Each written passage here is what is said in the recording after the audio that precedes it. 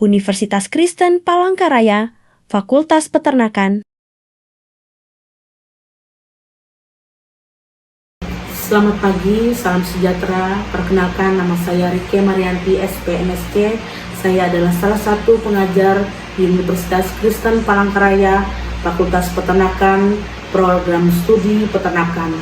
Pada saat ini saya akan melaksanakan penyusunan dokumen pernyataan diri dosen dalam melaksanakan unjuk kinerja Tridharma Perguruan Tinggi atau PDD UKTPT dalam bidang pengajaran.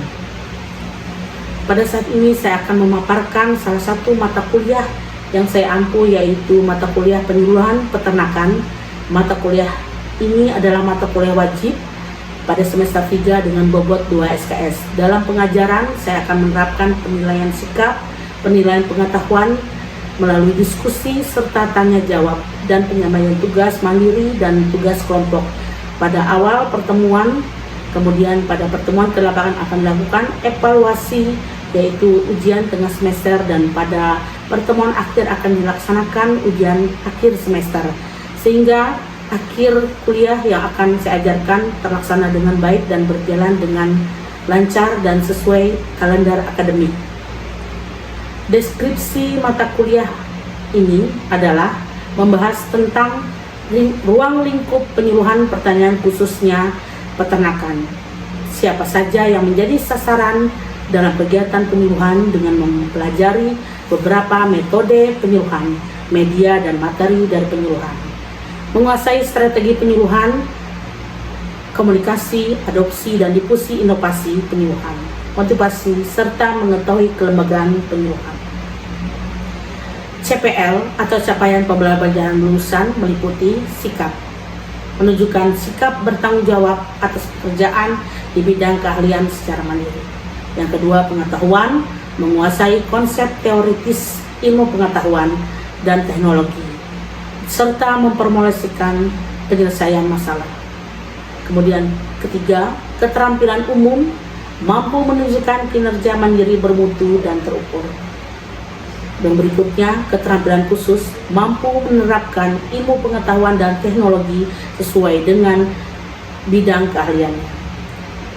CPMK yang pertama, menunjukkan sikap bertanggung jawab atas pekerjaan di bidang keahlian secara mandiri. Kedua, menguasai konsep dasar penyuluhan peternakan serta memformulasikan penyelesaian masalah. Ketiga, mampu menunjukkan kinerja mandiri, bermutu, terukur dalam mengerjakan tugas mandiri dan kelompok. Keempat, mampu menerapkan konsep dasar penyuluhan pada bidang keahlian. Materi yang disampaikan selama 1 semester diantaranya: pertama, sejarah penyuluhan, fungsi dan peranan penyuluhan, serta prinsip dan filosofi penyuluhan. Kedua, ruang lingkup penyuluhan pertanian atau peternakan. Ketiga, sasaran penyuluhan peternakan. Keempat, media, metode, dan materi penyuluhan. Kelima, strategi penyuluhan. Keenam, komunikasi, adopsi, dan difusi inovasi. Ketujuh, motivasi. Kedelapan, kelembagaan penyuluhan. Sistem penilaian akan dibagi menjadi 3, yaitu bagian yang pertama adalah ujian tengah semester dengan bobot penilaian 30%. Nilai tugas terdiri dari tugas mandiri sebesar 15%, sehingga bobot penilaian keseluruhan tugas menjadi 30%. Dan terakhir adalah ujian akhir semester dengan bobot penilaian 30%. Berikut kita akan melihat cuplikan pembelajaran mata kuliah penyuluhan peternakan dengan materi, metode, dan media penyuluhan. Selamat pagi, salam sejahtera untuk kita semua. Bagaimana kabar pagi hari ini? Mudah-mudahan semangat ya. Semangat. Oke, baik. Untuk mengawali perkuliahan kita pada hari ini, mari kita berdoa menurut kepercayaan kita masing-masing. Berdoa mulai. Selesai. Sebelum memulai perkuliahan kita ya, pada pagi hari ini, saya mau bertanya tentang materi minggu lalu. Ada yang masih ingat nggak tentang apa? Ada yang bisa bantu Ibu? Materi apa saja yang kita pelajari minggu lalu? Saya Bu, tentang sasaran penyuluhan Bu. Kira-kira Win, siapa saja sasaran penyuluhan tersebut? Sasaran utama dan sasaran antara. Sasaran utama adalah pelaku utama, yaitu peternak, dan pelaku usaha, yaitu pedagang atau pengusaha. Sedangkan sasaran antara adalah pemangku kebijakan seperti kelompok atau pemerhati peternakan atau tokoh masyarakat, bahkan generasi muda, seperti itu. Baik, berarti materi minggu lalu ya sudah bisa dipahami. Terima kasih Saudari Nina ya sudah membantu menjawab. Pada hari ini kita akan memasuki materi pertemuan yang kelima ya. Jadi kita akan mempelajari materi tentang metode dan media penyuluhan. Ya, sebelum memasuki slide pertama ya, saya ingin mengetahui ya apa itu metode. Boleh dibantu Saudara Siti? Metode adalah cara atau teknik bagaimana menyampaikan informasi, Bu. Baik. Tadi jawaban dari Saudara Siti sudah terbilang benar ya. Kita akan masuki materi yang baru ya. Ini metode. Metode itu adalah cara ataupun teknik pendekatan sistematik. Bentuk pelaksanaan penyuluhan pertanian untuk menyampaikan informasi ya. Jadi beberapa metode penyuluhan ya terdiri dari 3 aspek ya. Yang pertama adalah aspek komunikasi. Yang terdiri dari metode ya langsung atau face to face. Kita bertemu dengan orangnya langsung ya. Jadi artinya face to face communication itu ya datang bertemu dengan orang ya. Kemudian yang kedua adalah tidak langsung. Tidak langsung, indirect communication, media massa atau media elektronik. Bisa melalui televisi, radio ya. Kemudian ya aspek yang kedua adalah aspek sasaran. Ya, aspek sasaran metodenya adalah perorangan ataupun individu. Yang kedua adalah kelompok. Itu kelompok terdiri dari pertemuan, demonstrasi, karya wisata, kursus dan lain-lain. Yang ketiga adalah massa. Itu pertemuan besar, radio, televisi dan lain-lain. Ya. Aspek yang ketiga adalah aspek indera penerimaan. Ya, metodenya ya dapat dilihat dan didengar, artinya audio visual. Ya, dapat didengar itu audio. Yang ketiga itu adalah dapat dilihat visual. Ya. Pemilihan metode penyuluhan ya dapat digunakan tergantung pada beberapa aspek ya. Itu ada tujuan khusus kegiatan penyuluhan ya. Contoh dari tujuan khusus itu misalnya ya ada kejadian ASF pada saat itu ya. Kejadian ASF itu adalah tujuan kegiatan khusus penyuluhan. Artinya ASF itu tidak selalu ada penyakit ataupun kejadian terjadi ya. Itu makanya tujuan khususnya kegiatan penyuluhan. Karena tidak terlalu sering terjadi ya, ada beberapa situasi kondisi. Kemudian situasi tempat ya, kemudian ada fasilitas yang ada, kemudian kemampuan penyuluh sendiri ya. Penyuluh itu harus siap dalam menyuluh apa yang mau kita suruh ya, itu metodenya. Kemudian ada pesan dan informasi yang akan disampaikan ya. Apa informasi yang akan disampaikan kepada penyuluh? Penyuluh itu harus tahu ya apa yang akan kita sampaikan. Jangan sampai meleset dari yang kita kendaki ya. Kalau meleset nanti dari segi waktu pun yang terakhir ya itu akan menyita waktu yang ada ya dari yang kita suluhkan. Tahu ya yang kita suluh siapa? Ya, yang kita suluh itu adalah terutama peternak ataupun petani ya. Kemudian karena waktu petani itu ya tidak banyak ya, terbatas ya. Biasanya kan penyuluhan kita pada materi-materi yang kemarin ya kita sudah tahu penyuluh itu tidak bisa asal menentukan waktu ya.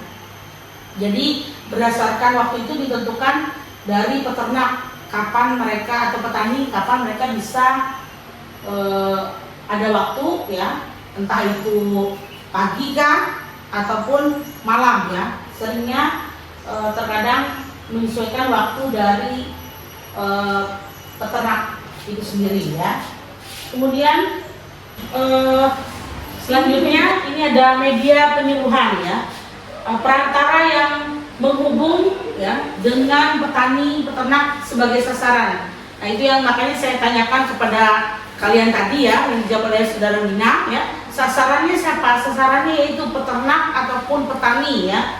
Kemudian alat komunikasi ya, fungsinya memindahkan fakta, gagasan, pendapat dan perasaan dari penyuluh kepada petani ya. Misalnya alat komunikasi utamanya yaitu alat komunikasi dari penyuluh adalah kita menyampaikan ya, fakta dan gagasan ya, apa yang mau kita suluh kepada petani agar bisa sampai fakta gagasan itu kepada petani atau peternak ya. Nah, alat bahasa yang lain adalah alat peraga. Alat peraga apa?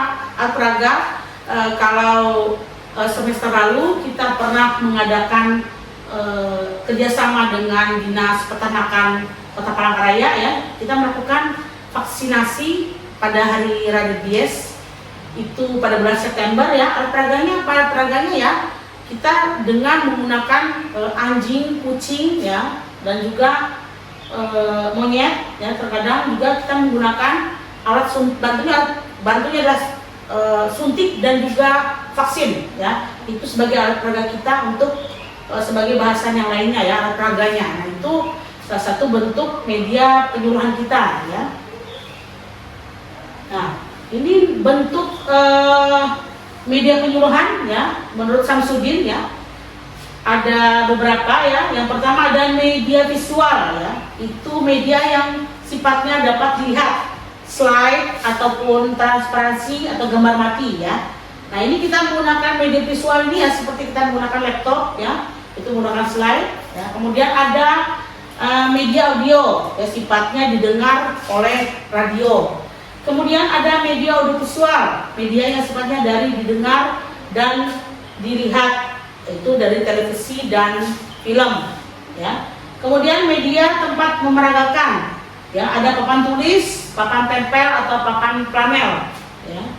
Kemudian berikutnya media pengalaman nyata dan media tiruan, itu adalah simulasi ya, itu contoh beda nyatanya.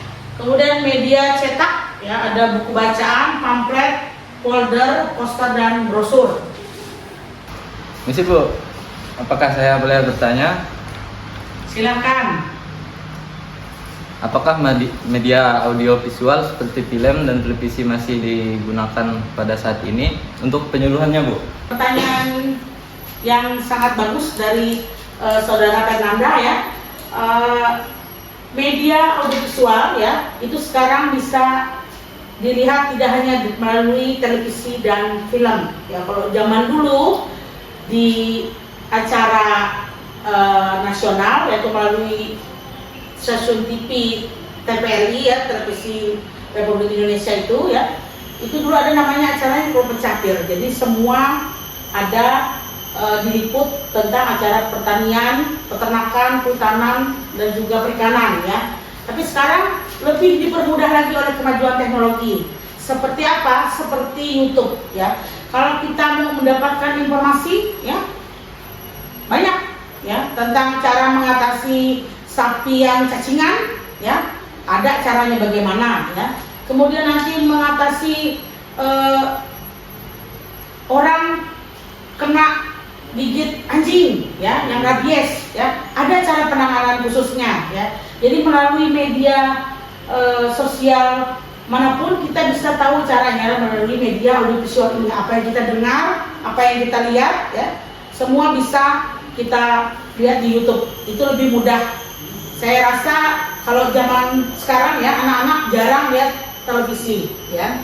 Anak-anak sekarang sukanya nonton di YouTube ya, lebih mudah mencari informasi ya.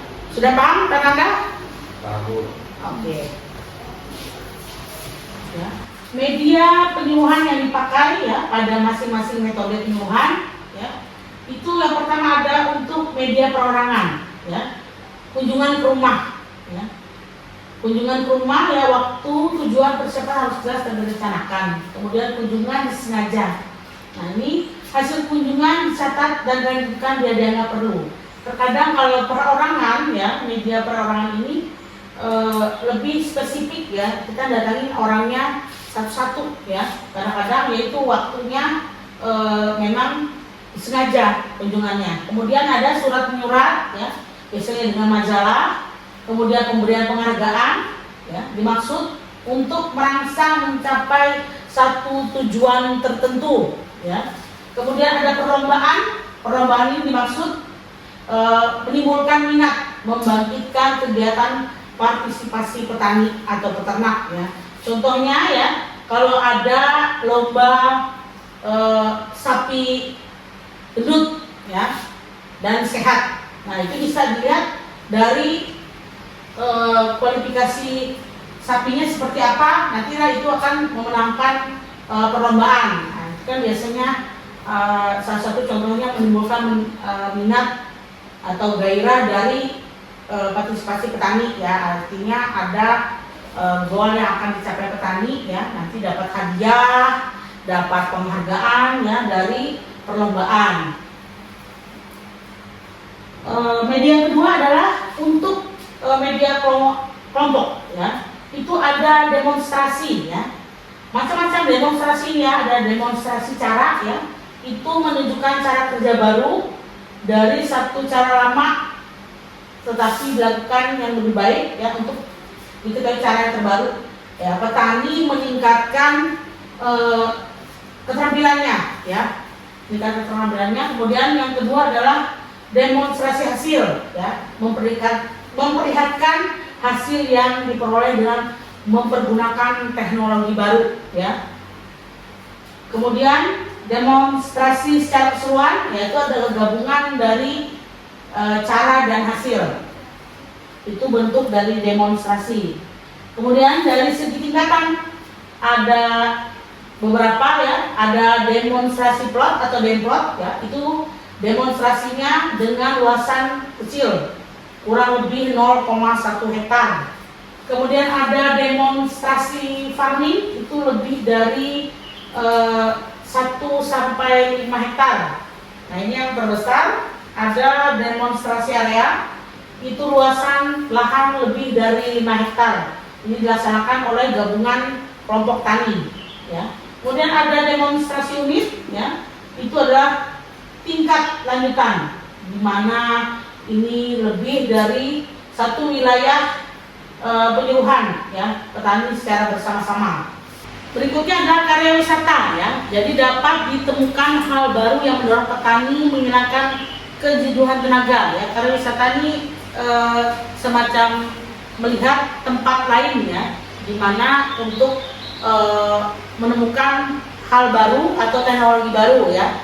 Kemudian dapat membandingkan perkembangan desa lain dengan desa sendiri. Artinya ada desa mandiri, ada desa binaan biasanya ya.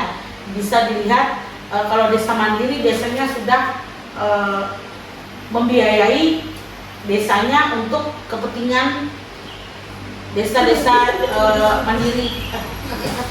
Baik, materi kita tentang metode dan media penyuluhan ya sudah selesai ya.